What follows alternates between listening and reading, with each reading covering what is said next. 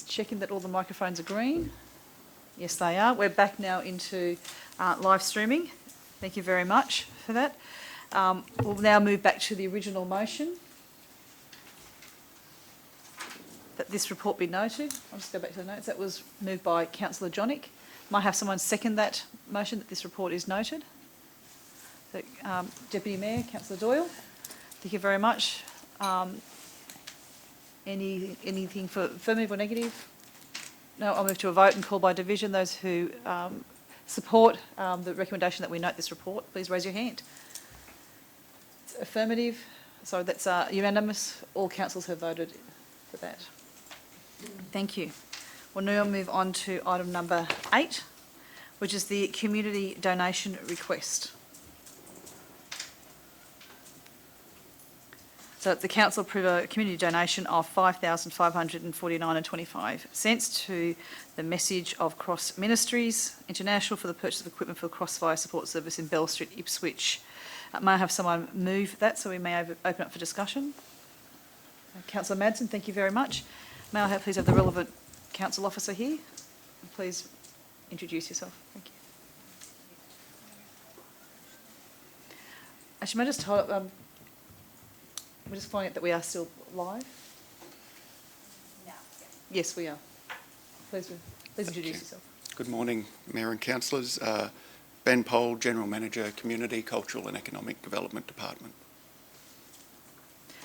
So may I ask, why is this coming to council? Certainly. So this is a report recommending council approve a community donation.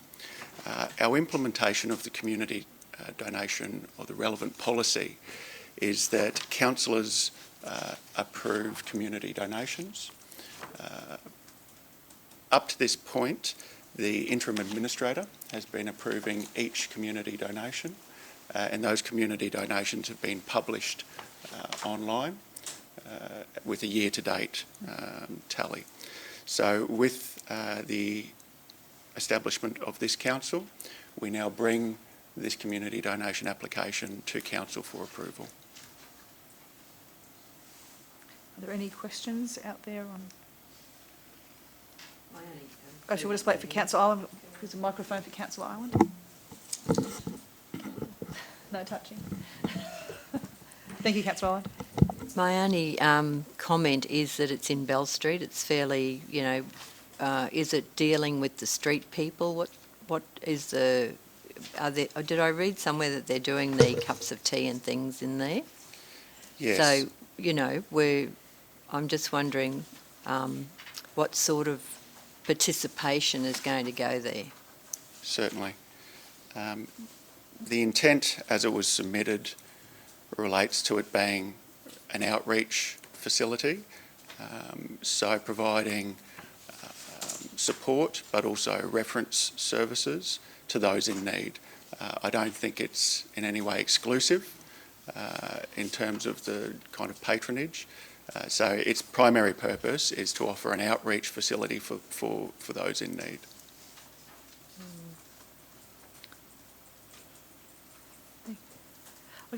My question, Mr. Pole, is probably looking at the fact that community donations was a big part of this council transforming to making sure that community donations are more equitable and fair and open and transparent. And I guess I've sort of read through the community donation policy and the processes that we have for the different community donations. I guess my question is, this seems kind of ad hoc. It is my understanding that there would be a process within council where they were assessed by independent officers, and then that would come to council in an open, transparent manner to decide on. So I guess my query is, why is this coming to us as an ad hoc one-off? Understood. So each of the community donations are assessed by 2 officers independently, and they are the ones that make the recommendation of the report. So it's their assessment that you've got in front of you as to whether to proceed with the donation and at what level the submission met the criteria of community donations. So that assessment has been done. That process has been undertaken. As I say, our implementation of the current policy is that it is for council or councillors to approve community donations. I previously mentioned, up to this point that has been done by the interim administrator for each individual recommendation that's come from the officers. This month we have one community donation, which is why you have one singular example in front of you. And you'll see in a following report the year to date of all community donations as well, so you can get a feel for this particular application in context. So that's the current process and policy. It relates to the legislation stating that councillors approve what was previously divisional allocations at a council level. So given that we didn't have individual councillors or divisions, that policy was interpreted to then go through the interim administrator. As we haven't, I suppose, adjusted the policy or the procedure to date, we're now bringing these to you directly. I'll also add, we've made arrangements. There has been 2 external audits of community donations and 1 internal audit of community donations, or more broadly speaking, funding and support programs of council. Our intent is to bring to this council through a briefing session those audits, reviews and recommendations as to how we may, what options you might have to go forward with everything from community grants, event sponsorships and community donations. So, Mr. Powell, you told me the council's only received 1 request or 1 submission for a grant? For a community donation. In the entire month? This month, yes. Just 1? Yes. Okay. Through the Mayor, just before you go on, Yes, I see Councillor. that they ask for the money for security cameras. Is that in our policy that we're going to approve that for all not-for-profits? If that was part of the submission and if that's been included as part of the stated use of funds, then that'll be up to council to decide. I can say that the submission and the details provided to the officers have been reviewed. That's their job. And this is the recommendation that they've made. But what my question is that security cameras now for premises are part of our approval for community donations? Yes. Okay. As I can see that it was for purchasing whiteware, tables, shelving, workbenches, storage tubs, cash registers, security cameras, paint, hardware and clothes hangers. Yes. I think Councillor Doyle, did you wish to speak to that? We'll just wait for you to get a microphone.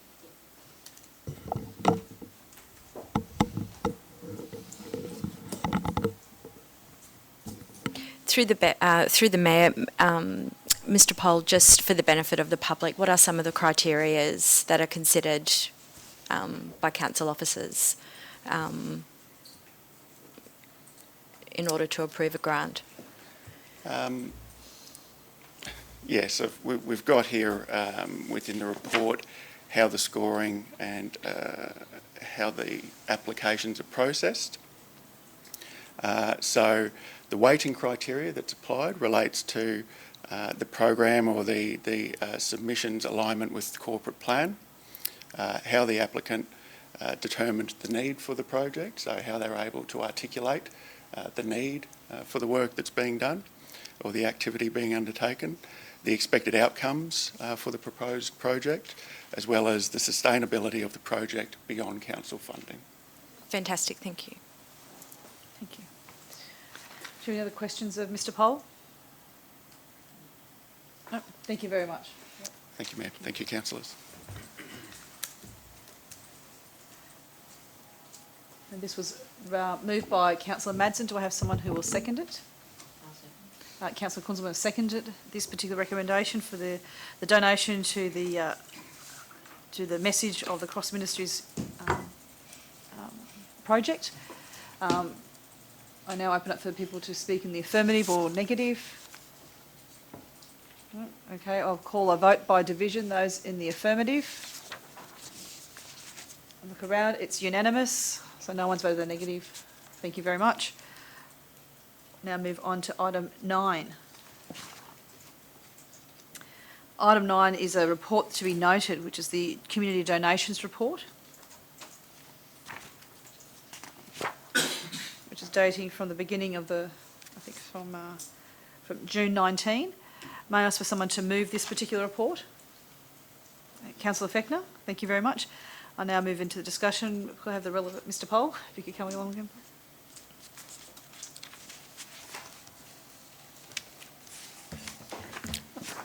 Could you please outline this? In particular, well, I guess we're looking at what the structure is, how, and thank you very much for the graphs in there to show us where the money is. But if you could explain, I guess, how the offices, how the money was suggested. Certainly, thank you, Mayor and Councillors. Ben Poll, General Manager, Community, Cultural and Economic Development, with you again. So this report is the year-to-date, for your awareness and for transparency of the community donations being provided by Council.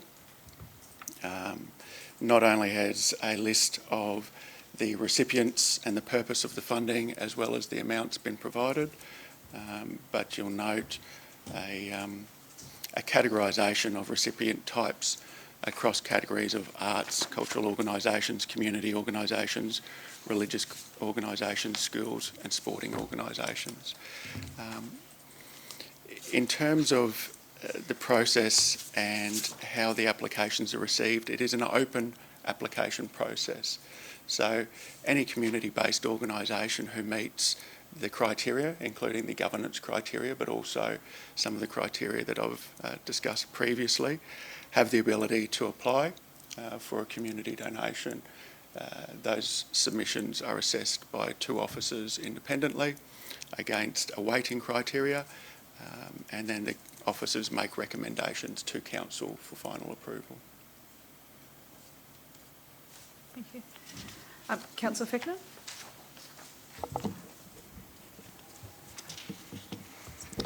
If a community group, through the Mayor, sorry, if a community group and contacts Council and they wish to apply for some of this community donations money, are the Council officers going to support them through the writing of that application if they don't necessarily know how to do that, or are the Council officers just reviewing what is or has been submitted to them? Thank you for the question, Councillor. The Council officers are certainly available to provide support to any potential applicant. The officers themselves spend a good deal of time working with community groups and community organisations providing support. Obviously, they can't provide that kind of writing resource. They can't write the application for the community group, but they certainly provide a good deal of detailed support, information, guidance in the applications, to the point where an applicant might be looking at one particular funding mechanism, but the officer will direct them to an alternative or an alternate because the criteria might be more appropriate for a community grant or an environmental grant or a sports grant, those kind of, that level of advice as well. And on Council's website, all of the available grants and funding channels are referenced, as well as an ability for them, people that are interested, to make contact with the support officers. Great, thank you. Thank you. Any other questions? Councillor Doyle?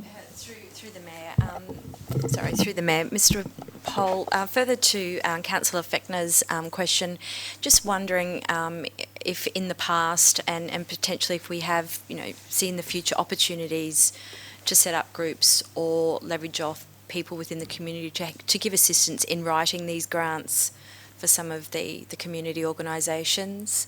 I know there is a need for that out there, and I guess I'd like, if there's nothing we're currently or can do, explore opportunities just to provide that little bit of extra support. Thank you, Councillor. I think it's a good point and particularly relevant at this time, given the amount of what you'd expect to be funding and stimulus schemes over the next couple of years in response to COVID-19, let alone standard operating procedure. So I do think there is an opportunity. I do believe our community, outside of the grants team specifically, the community development section of Council, its primary purpose relates to participation, capability and capacity building of community groups. So their intent and the principle of their work is to help community groups develop their own capabilities and their own capacities. So that's potentially a channel that we could investigate further. Thank you, Mr. Pelt, and I agree with the Deputy Mayor.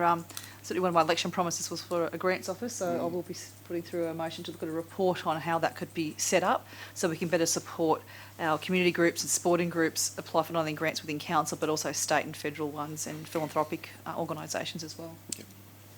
Thank you. Just wait for a microphone, please, Councillor. Yeah, thank you. Sorry, Sheila. Councillor Island. Through the Mayor, I just think that it is good that the residents of Ipswich acknowledge the support that council gives to the education department for playgrounds and shade sails and things like that. I do note that too, that the schools was, I think, about 19%, received 19% of the community grants. Yes. Speaking of which, Mr. Pole, for this financial year, I notice that we've spent $261,000. What is the budget for this financial year? We are underspent in the vicinity of $150,000. $150,000 This financial year. this financial year. Okay.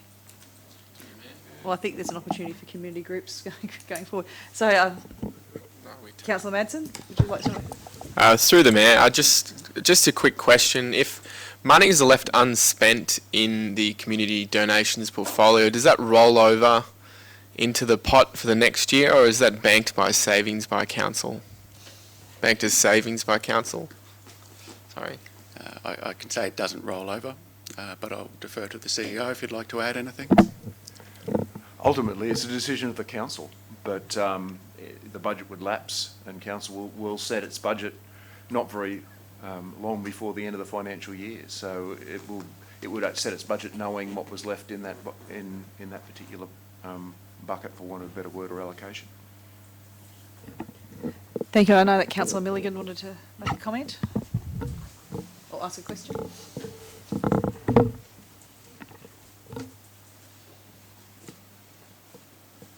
Thank you. Through Chair, Mr. Pole, I know in the previous report there's explanation of the methodology of the scoring.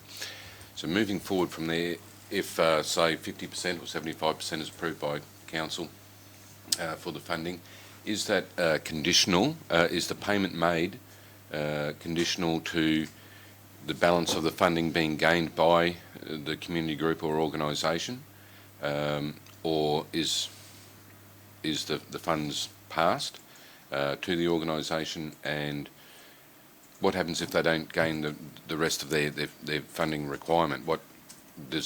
Is there a condition on that must sit in their bank account for a certain period of time until, or? Understood. Thank you, Councillor. So there is an acquittal process for all community donations. All of our funding support programs have a very specific acquittal process. The acquittal ensures that whether it be that we've applied 50% of the submitted request or 100% of the submitted request, the outcomes and objectives, the stated outcomes and objectives of the submission are met. Therefore, the funds have been expended appropriately and the outcome has been achieved. So it's up to the council staff to ensure that before we make full payment, that the outcomes and objectives as stated in the submission have been met, whether they've received 50% of the funds or 100. So to sum up, Mr. Pole, I see that so far council have approved about $261,000 worth of community donations. We still have $150,000 in the pot for this financial year, and it's the end of May.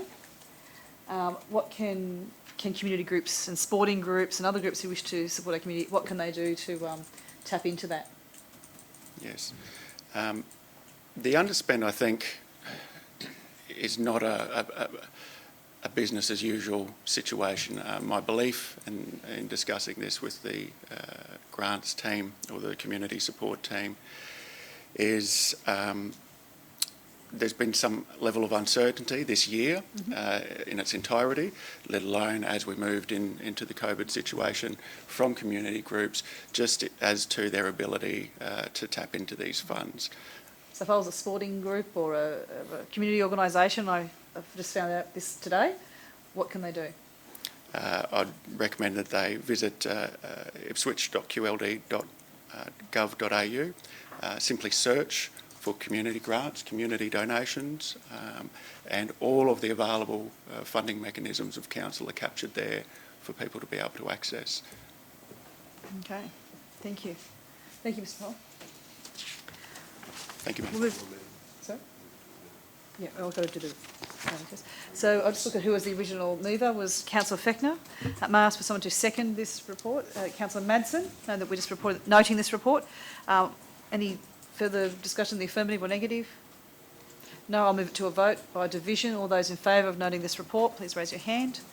I see that it's unanimous and no one has voted in the negative. Thank you very much. And now, as per the beginning of the agenda, we will now skip item number 10 and defer that. We're going to do item number 11 now, and then we'll move to item number 10, 12, 13 and 14. So we'll now move to item 11, which is the funding arrangements for Brisbane Lions Stadium, Springfield. Now, this is quite a lengthy one, and we've had we've had 2 or 3 briefings on this as a council. So there are 4 recommendations, so I think we'll probably spend a bit of time going through this particular one. So I'll ask for someone to at least move these I guess, recommendations. Councillor Jonick, thank you very much. Has moved it. I'll now call on the relevant council officer forward to have up discussions.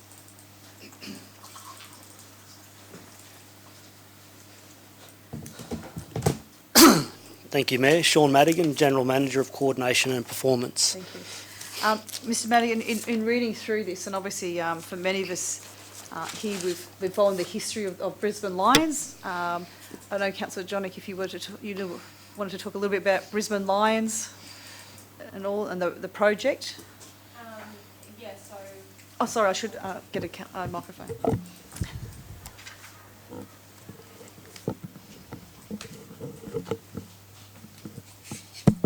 Thank you, through the Mayor. I would like to speak to the new stadium due to be delivered late next year. Firstly, we are grateful as a council to have the privilege of hosting this destination venue. This stadium represents an opportunity for growth, jobs and community connection. With economic benefits alone representing 242 jobs during the development phase, plus 24 apprenticeships, the operational phase creates 785 jobs. In addition, when complete, the Ipswich City Council will own the stadium and will lease back to the Lions. Currently, the Lions AFL women's team will play their games at the stadium, and they currently play at a variety of grounds across southeast Queensland. So we are very happy that we can give them a home. Yep. I think well said, Councillor Jonick. Mr Madigan, I followed this for many years, from I think 2013 when it was first in the media, and when I first saw this pack and the briefings, it was my understanding that this agreement was reached between the federal government, the state government, council, as well as Brisbane Lions and Springfield City Group, that there will be, I guess, nil cost to the council, but the council will be providing land. So I'd love for you to go through some of that history, especially in particular the heads of agreement and so on. Certainly. What's the legal basis, I guess, for this? Yeah, thank you, Mayor. The background to this, I will go back to the early days. As I understand it, was that the Brisbane Lions were looking for an alternative home to the Gabba, and were speaking to a variety of local governments across southeast Queensland for their options, including obviously Brisbane City Council, Moreton Bay Regional Council and others. As part of those discussions at the time, it's my understanding that Council put forward a proposal to the Brisbane Lions whereby we would provide them funding in the form of the developer contributions for the Northern Sports Fields, which are the location at which the stadium is based. So those negotiations occurred some time ago. Off the back of that, in 2017, a non-binding heads of agreement was signed The parties to that heads of agreement were Ipswich City Council, the Brisbane Lions and AFL. So Springfield City Group were not a party to that, and nor were any other level of government. In that heads of agreement, which as I said was non-binding, Council committed to provide approximately $12 million in funding to the Brisbane Lions for the construction of the stadium. That $12 million was to be comprised of developer contributions from Springfield City Group in accordance with their obligations under the Springfield Infrastructure Agreement to embellish those northern sports fields for community usage. So that $12 million was indicated in the heads of agreement. And based upon that, the Brisbane Lions then went away and sought federal and state funding in relation to the project, secured $15 million in federal funding, $15 million in state funding, as well as funding from the AFL organisation itself. On that basis, they've developed up a project budget of approximately $59 million to develop that stadium.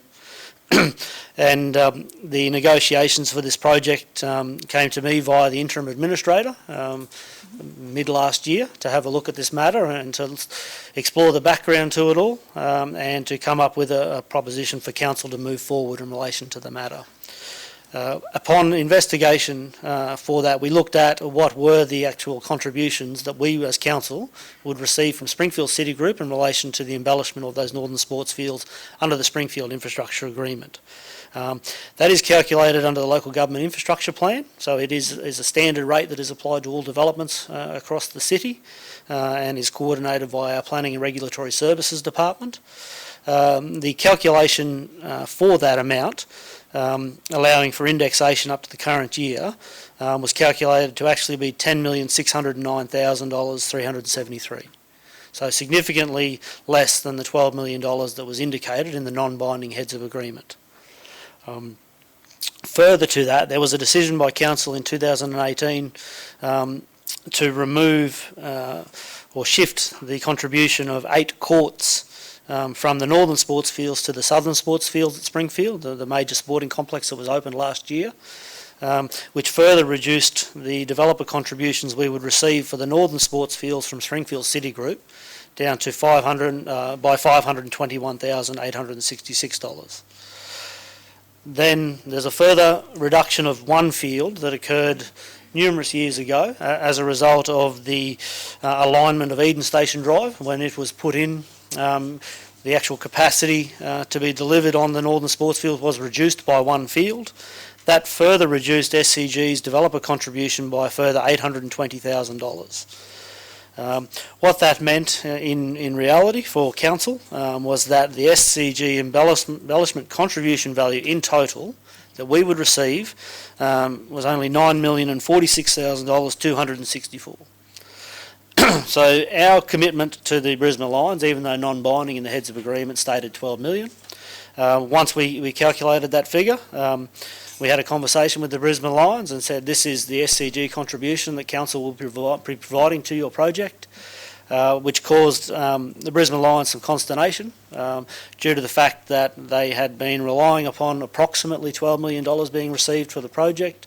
They had stated that $12 million commitment in their federal and state government funding grants to say that they were receiving approximately $12 million from Ipswich City Council, and it left them with a significant shortfall for the development of their project, which according to them had the potential to delay the project significantly.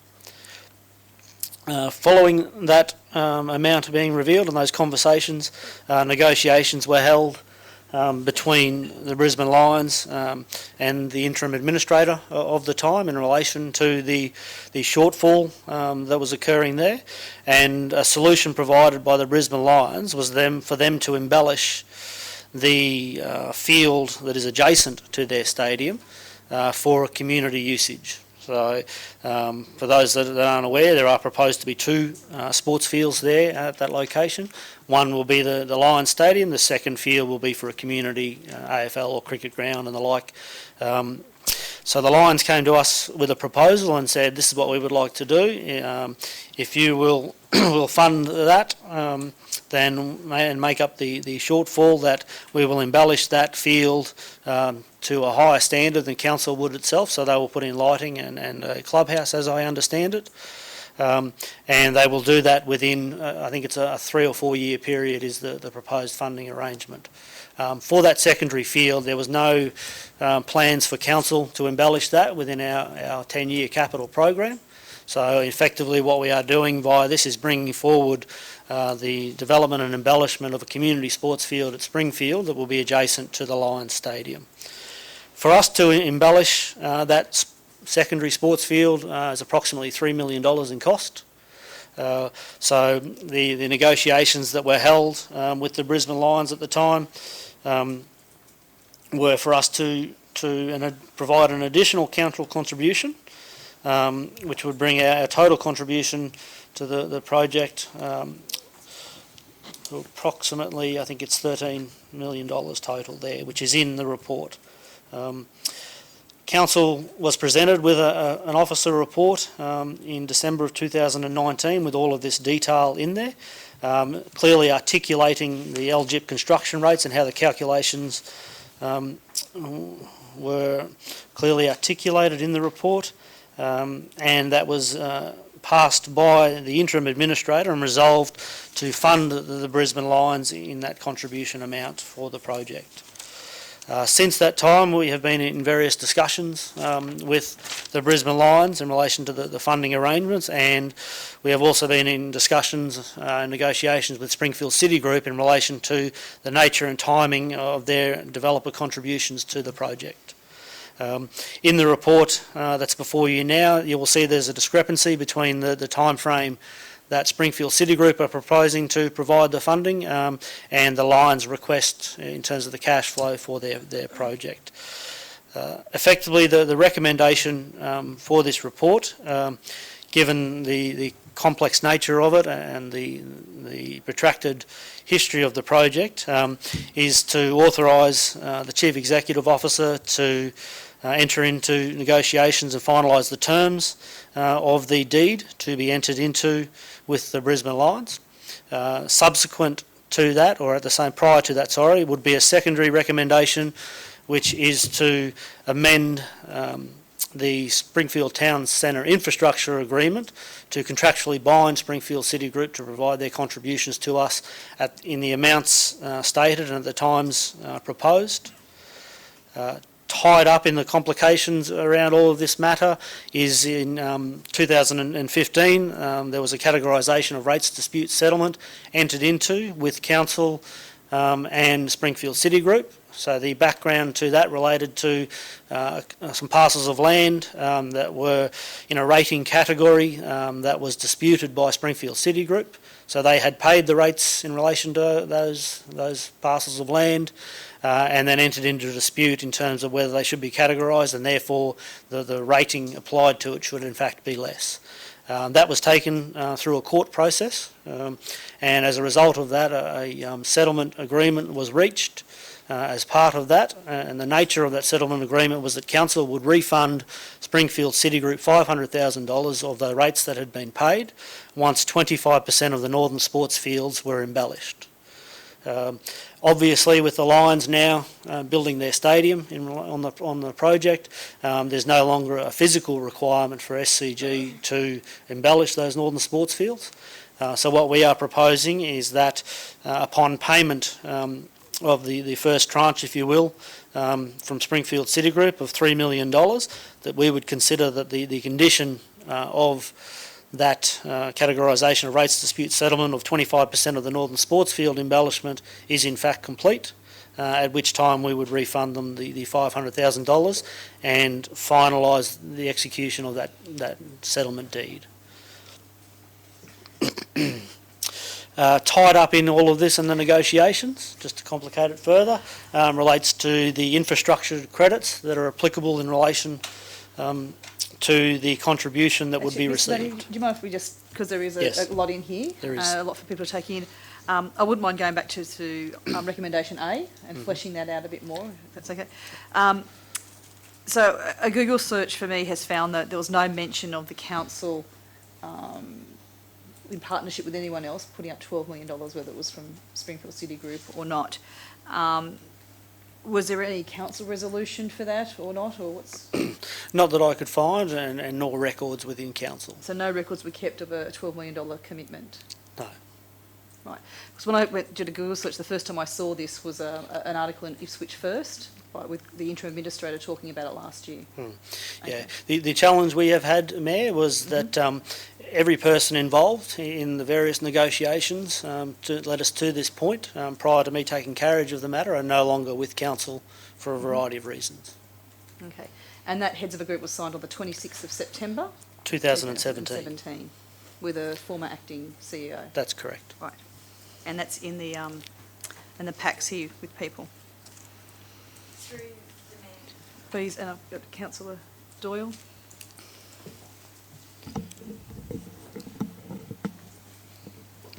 Through the Mayor, Mr Madigan, I just want to confirm, you mentioned that there can be no record found documenting the arrangement.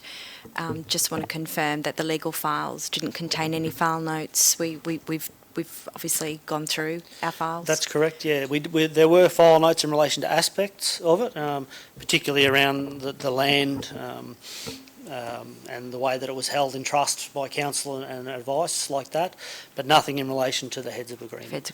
Thank you. So in order to investigate this, we were very thorough, so we put together a working group that consisted of council's general counsel. We also had our planning experts in their room to try and understand the background behind all of this due to the complexity of it, and effectively that everything that has been presented to council in December and then presented to you now is our holdings in relation to this matter. Thank you, Mr Madigan. Through the Mayor. Please, Mr. Councillor Feckner. Through the Mayor, I think it's worth noting that this is a very complex situation, and there's lots of investigation that's gone on to see where this dollar amount came from. I think it's also worth noting for the public that I guess we were in competition with other local government areas to secure the stadium. So although all of the questions surrounding the $12 million figure that's since gone down to $9.06 million need to be answered, and we will definitely work on that. I think we need to acknowledge that there needed to be a sum of money put up to encourage the Lions to come here and to secure our commitment to that. And I think that at the end of the day, while we will work really hard to work out this agreement and get to the bottom of it, and I know that you as the Mayor will work really hard to get the answers for the people that they want, I think it's worth noting that this is going to be of huge benefit to our community, and the fact that we have state and federal backing with that, and in conjunction with Ipswich City Council, this deal is going to mean a lot for the people of Ipswich to be home of the Lions as well. Thank you, Councillor Feckner. Appreciate that. And Councillor Johnnick would like to add a comment? Just through the Mayor, talking on the future benefits for our city in relation to this project, the projected total jobs that this stadium is predicted to deliver and calculated based on the minimum national wage, the forecasted per annum worth of jobs is over $30 million. So when you're looking at the future for our city, this is a positive. Thank you, Councillor Johnnick. I think Councillor Madsden would like to raise an issue or make comment. In terms of through the Mayor, in terms of the benefits raised through this as well, I'd like to note that the Brisbane Lions have got their act together on the field. They've got the best coach in the competition. And with the way Brisbane people work, they're very much bandwagoners to success. So with the Lions heading towards a new age of success, there will be a huge swelling of Brisbane people with a renewed focus on the Lions and engaging with their brand. So I would anticipate that their financial performance over the next 4 to 5 years will be better than the previous 4 to 5 years. Thank you, Councillors, and they can also enjoy some good Ipswich hospitality as well. I've just got a query. Councillor Tully, yes. Yeah, thank you. Through the mayor, I just wanted to clarify that. Are you saying that the first reference to the $12 million contribution was only last year? 2017 there was a heads of agreement. There was a much earlier heads of agreement that expired. Right. That was 2000. So what was in the heads of agreement in 2017, if you could just 12 million, refresh? approximately 12 million is what it It's in the stated. pack. Right, yeah, okay. And what was, you made mention of some other financial issue last year or 2018, I thought. No? So that 12 million hasn't changed, except for what you've outlined today, The of course. 12 million was identified in the heads of agreement. Yeah. We then did the calculations under the LGIP, Yep. so through the planning department. Mhm. The actual contribution comes out at 10,609,000, not 12 million. So what were you looking for when you said you can't find a record of? Well, it was predominantly how they calculated the 12 million. Right, okay. Because the 12 million refers specifically to be funded from SCG developer contributions for the embellishment. Yes.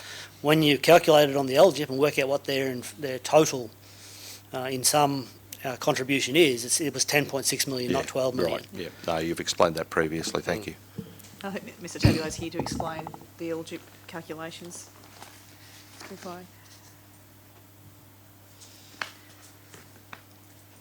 I might actually just call Mr Tabulo down to talk about the LGIP calculations. Because this hasn't really been through a council resolution before, I think it's really important for us to show how it works. And then we'll go back to you again, Mr Madigan. So I'm referring to, for those looking at the packets, page 333, looking how the local government infrastructure plan works. Do you mind giving us a bit of a layman background on how this works and how this is calculated, Mr Tabulo? Sure, Mayor Harding. The council has a local government infrastructure program which identifies what a developer has to contribute to with respect to infrastructure that's to be provided across the city. When it comes to the delivery of open space elements, the open space is categorised into a hierarchy from local up to regional or citywide. And within each of those levels of park, there are certain standards of embellishments or improvements that council stipulates as being what we want to see when a park is being delivered. So it might start at the local level, a very small park in a suburb, and we say we want to ensure that it has a set of lights or a water bubbler or the like as that primary lowest level of service required for a park. As you go up the hierarchy, the extent of that embellishment increases and broadens. And is that a set formula, a standard across the entire city, or how is that? It's a very large document and exercise that's undertaken at the review of the planning scheme, and the councils get to review the standards of service that are proposed, and you have the ability to change those levels of service with respect to what you think your community is seeking or wanting for with respect to the elements that go into a park and other matters. So not knowing that there was not finding any previous calculations on the embellishments and so on, could you run us through that table on page 333 of how you... I might have to or ask Mr Davey to assist on that as well in some further detail, given that he was around when these calculations were being done. But at the end of the day, the citywide sports ground had a certain number of fields and elements that had to be provided. As Mr Madigan said, some of those were traded off and reduced over time by council making or the administration making decisions with respect to their necessity in those areas. It's then just a matter of a stock take exercise to some degree in saying, okay, for a citywide park, it needed to be provided with X number of sporting fields, X number of clubhouses, or whatever it might be, and they are given a nominal cost, and the cost is determined when the LGIP is created at a point in time, and then it's indexed over time depending on how old the document is in its life before it's reset again. So it's a formulaic process. Right. Okay. Are there any questions of Mr Tabulo on how those figures were derived?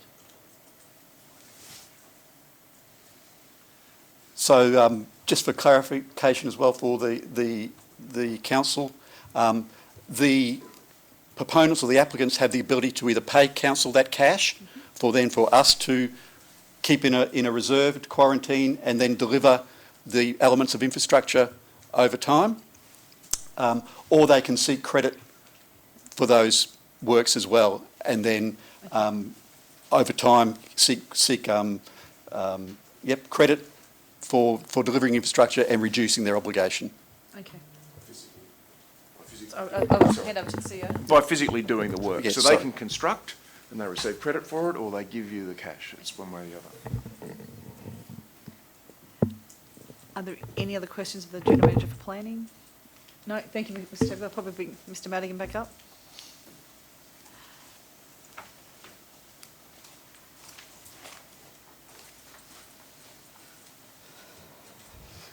So just looking at recommendation A again. Are there any other questions or discussion? I guess what I'm looking at too, is there anything, obviously the 12 million was hinged on developer contributions, and that figure has now decreased, so the council will have to come up with the delta, is that correct? Yes, that's correct. How does the money happen from the developer? Legally, is the developer gives us the money first and then we hand it over? What's the legal construct at the moment, or is it not there yet? There is no legal construct at present. So the two contractual arrangements and documents that need to be executed in order to facilitate that are the deed of variation to the Springfield Town Centre Infrastructure Agreement, which will bind Springfield to the amount and the timing of those particular payments for their developer contributions. And then the secondary document to be executed following that would be an actual funding deed with the Brisbane Lions, with a commitment that we will provide effectively a pass-through of those developer contributions to the Brisbane Lions within X amount of time of receiving them from Springfield City Group. Thank you. Yes, please, Councillor Fechner, to wait for a microphone. Thank you, Councillor Fechner. Through the Mayor, just to be clear, what is the dollar amount that Ipswich will have to come up with there, just to be very clear for everyone? The difference. What is the difference that, we have to pay in that?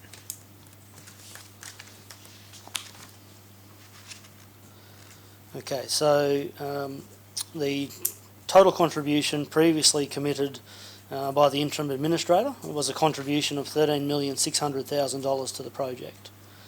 The SCG contribution was calculated at $9,046,000. So the difference there. About 4.5. That's correct. Yeah. That's right. Which equates effectively to the $3 million embellishment that council would have had to expend at some stage in relation to that secondary field. So we're bringing that forward. But as a result of the developer contribution to the stadium project, then effectively Springfield would have absolved themselves of their responsibility to embellish that secondary field any further, which means at some stage in the future, council would have been required to embellish that themselves. The cost at the present rate to do that is approximately $3 million. And that's all contained in that earlier report of December last year. It articulates what it would cost us to embellish that secondary field. So taking into account the $3 million that council would have at some stage been required to spend to embellish that secondary field, the actual approximate addition to the Brisbane Lions is approximately $1.5 million in cash that otherwise wouldn't have been expended at some stage. Mm-hmm. And I also note from other council papers too that part of this was the council to provide land and fit for purpose. As my understanding, about $6.2 million has been spent in getting that land fit for purpose. That's correct, Do yes. you mind telling us about what happened in that, how that money was spent? Okay, yeah, certainly. So, under the heads of agreement that was specified, there was a commitment that council would complete the fit for purpose works on the field. That is also a requirement under the infrastructure agreement anyway, so we always have a requirement to bring it up to fit for purpose, and then you have the embellishment cost is borne by the developer. So we already had that cost. The works that were required there in order to facilitate a venue of this nature and size were bulk earthworks were required, extensive drainage. The relocation of Mountain Creek was required due to the footprint that was required for the stadium to be built. So it was identified that needed to be realigned, and there was some flood modelling to be done to make sure that all those issues were mitigated. So that project was implemented prior to my involvement with the project, but I've just continued on project managing it. We have reached practical completion on those works, so they are finished at this stage, and it is ready and prepared for the stadium to be built once the appropriate approvals have been put in place and funding agreements, if council so resolves. Okay. So in hard cash, as part of this of the Brisbane Lions Stadium here and the Northern Stadium as well, there's $6.2 million worth of roadworks, and there's land, as well as the delta of the 5.4. That's correct. So the $4.5 million will be That's the correct, yes. total. Okay.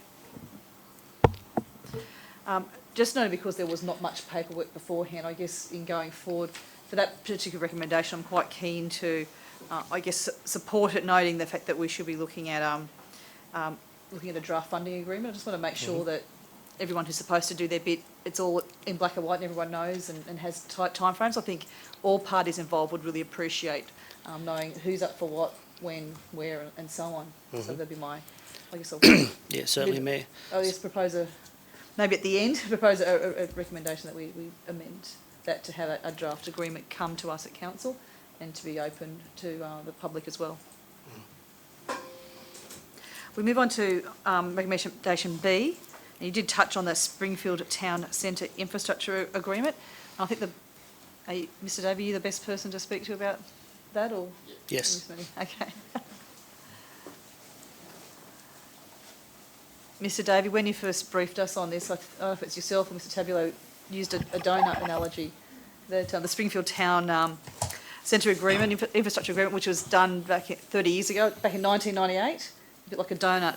And the town centre is the donut hole, and I guess the rest of the agreement is the rest of the donut. I don't know if that's so we're looking at the donut hole at the moment for this particular part. Yes, so for people at home, Brett Davey, Manager Development Planning.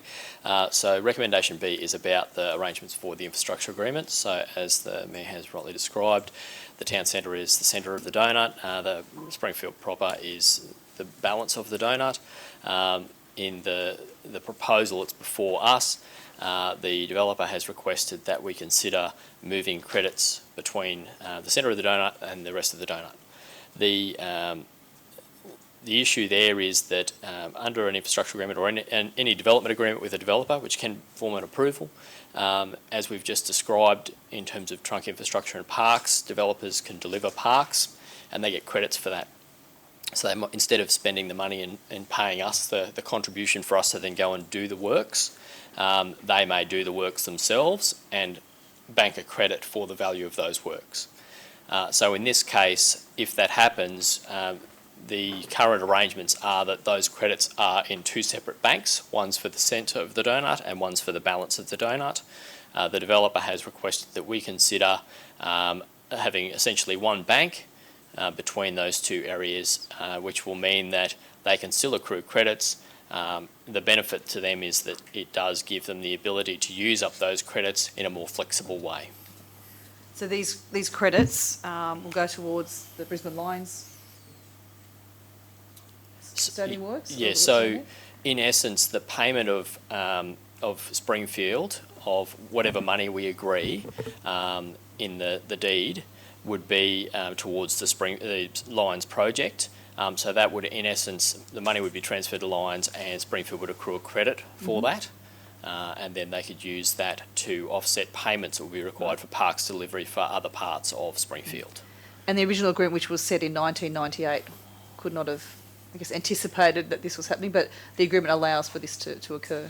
It allows for the transaction of credits. It doesn't allow for the transferability. So Right. the Springfield Town Centre formed an amendment to the infrastructure agreement more recently, so it wasn't in 1998.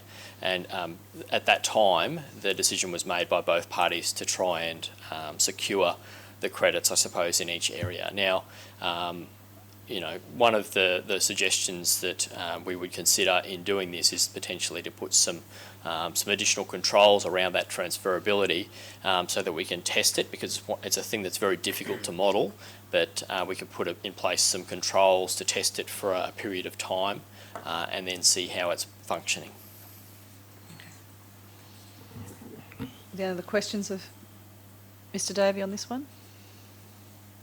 No? Thank you, Mr Davey. Appreciate that. Move on to, I guess, recommendation D, that we look at delegating the authority to the CEO to negotiate the final terms to wrap all this up.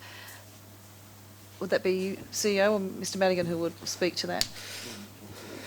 I can speak to that, Mayor. So with the council's endorsement from this point is we can progress through to negotiations with Springfield City Group and negotiations with the Brisbane Lions to shape the variation deed, taking into account the issues we've discussed so far, including the credits. We can also then, at the same time, work with the Brisbane Lions on a pretty standard funding agreement that you would get on state, federal and local funding for a major project with milestones and the like attached. Once we have the decision of council next week, we can proceed through to detailing that, and then with an amendment potentially to the recommendations, we can bring those back in draft format to a council meeting in the future for final endorsement of those prior to the CEO actually executing any of those agreements. Okay. Would I like to ask Mr Madigan any questions of any of those four recommendations? Because I'd like to move a recommendation, I guess, for overall to make sure that any agreements do come back to council, just for that open process. Whether we make that an addition, am I moving an amendment or an addition? Well, what's been moved? You've got something before the Yes, yes. So you'd be seeking a variation, and all it would do, it's D, we negotiate and finalise the terms with the matter to be, and get rid of that last sentence and do any other acts necessary to implement the council's decision, and should say, and finalise documents return to council for determination. So putting we're just now going to look at the variation to that, to say that were any agreements and variations. Sorry, CEO? Sorry. Clerk, have we got a second? That's all. Yes. Because normally you would then have the mover and the seconder. Oh, okay, agree sorry. to the variation. Okay, so may I have a seconder to my variation? Councillor Doyle, thank you. And Councillor Johnny is Oh, sorry, it's the mover, sorry. And I guess I'll go to Councillor Johnny to see if she's in agreement with that variation. Sorry, can you just clarify what the word finalised? Yeah. That suggests that So I'll just wait. Councillor Tully, yes? Yeah, it's just the word finalised sort of seems to be inconsistent with what's suggested to go and to do any other acts.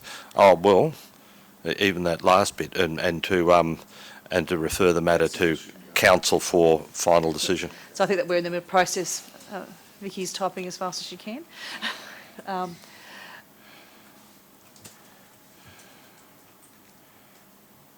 Yeah, I think that covers it.